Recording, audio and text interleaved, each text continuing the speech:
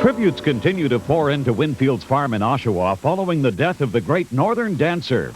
The 29-year-old Canadian sports superstar was humanely destroyed after an attack of colic. Still surprised by the magic of that horse. We put out the press release within 3 hours of his death.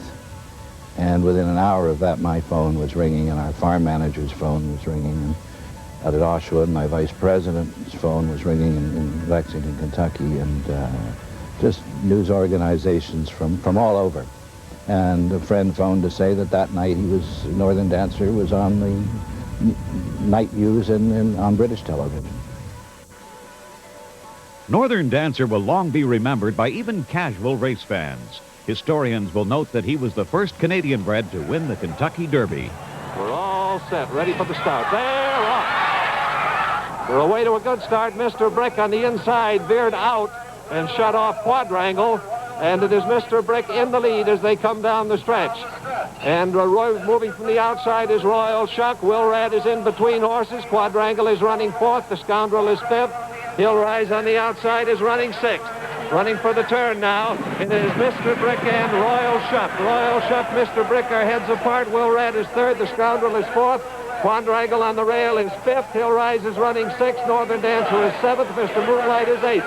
Roman Brother is ninth. Extra Swell is 10th. Andy Kay is 11th. And Discuda is trailing the field. They go around the bend now, nearing the back stretch, and Mr. Brick is on the lead. It's Mr. Brick leading by a head. Royal Shuck is running second by a length and a half. Wilrad is third. The Scoundrel is fourth and edging up on the outside. Running fifth in the field is Quadrangle with Bobby Ussery just sitting still, biding his time. Northern Dancer is sixth, and between those top six horses, He'll Rise seventh. There's only about 3 lengths. It's a tight bunch as they run for the far turn with Mr. Brick holding on to that lead.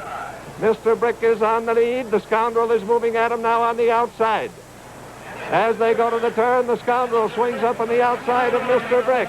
And it's the Scoundrel now getting up there head-to-head with Mr. Brick and going into the lead. And there goes Northern Dancer. He'll Rise is still sitting still in fifth position. The Scoundrel, Northern Dancer, and Mr. Brick are heads apart around the turn. Quadrangle is moving right with He'll Rise behind the 3 leaders. They've got a quarter of a mile to go, and here they come out of the turn and into the home stretch. Northern Dancer on the lead. Down the stretch now with Northern Dancer out in front. He'll Rise coming at him on the outside. And it's Roman Brother coming through along the inside. The Scoundrel is still third. Roman Brother fourth. Quadrangle fifth. Down the stretch now, Northern Dancer out in front by a length. He'll Rise is gaining on him. It's coming to the wire. It's going to be tight.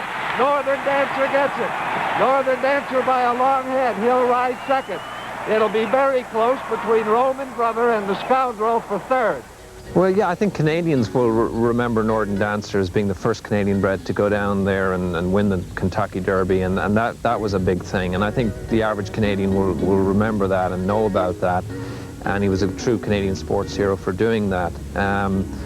But as a stallion, people in the industry, people that follow thoroughbred breeding will know Northern Dancer as the patriarch of all stallions that we've known in our lifetime and ever hope to know in future. He was really a top stallion, one of the best, and I think, you know, of all the stallions that ever dominated in this breed, Northern Dancer will be considered the most influential.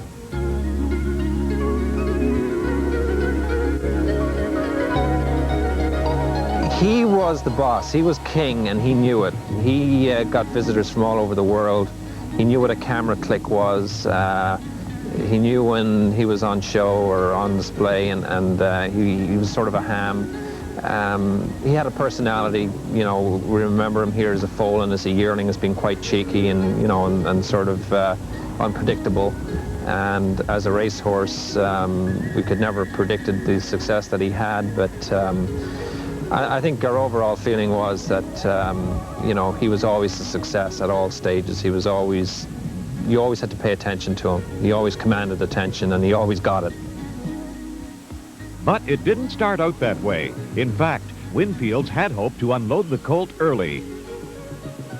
He was the runt of the litter, as it were. He was very small, and he was always very perky, and he wasn't the favorite yearling in terms of the grooms who looked after him, because he'd take a nip at them.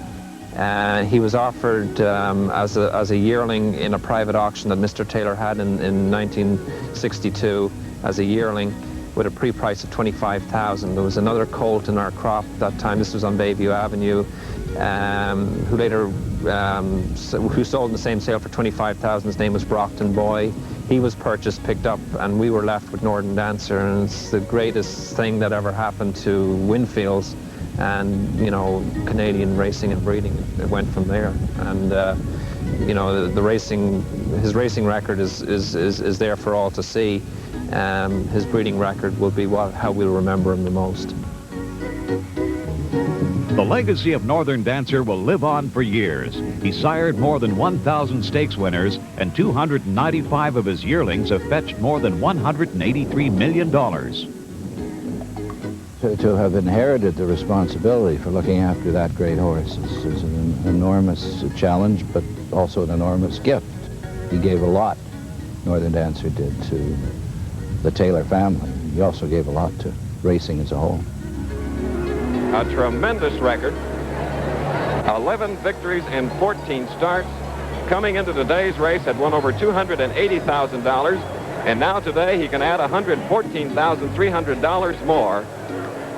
And he most certainly is the richest three-year-old in America. There is Mr. E.P. Taylor of Canada,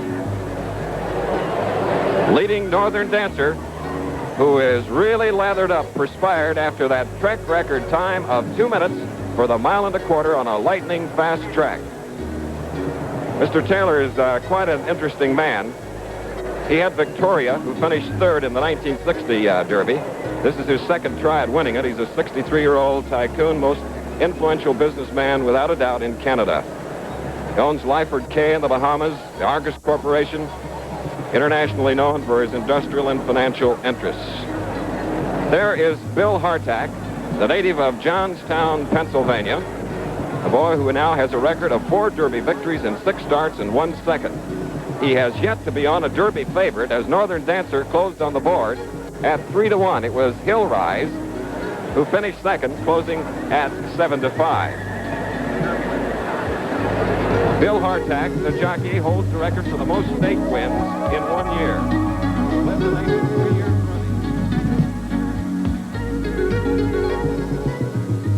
Meanwhile, another racing legend has passed away. Alydar, in the prime of his stud career, fractured a bone in his hind leg, kicking his stall door. He underwent surgery but slipped and fell, breaking another bone in the same leg, and had to be humanely destroyed. Alydar sired racing stars Ali Sheba and Easy Goer, but will always be remembered for 3 races against his arch-rival, Affirmed. It's going to be Affirmed. Keep walking. It's going to win the 4th running of the Kentucky Derby. Alydar is second. It's Affirmed. Alydar on the outside. They go on down to the finish. Affirmed and Alydar. Here's the finish. Affirmed wins it. Alydar beats him by a neck. Affirmed under a left-hand whip. Alydar on the outside driving. Affirmed and Alydar heads apart. Affirmed's got a nose in front as they come onto the wire. Oh, he was a super horse. He was very, very intelligent. He was very personable to be around. He was certainly no child's horse to be played with, but he was a wonderful individual, handsome, did everything that you asked him to do, gave 100% all the time. If all the horses were like that, it would... Tracking pace goes up.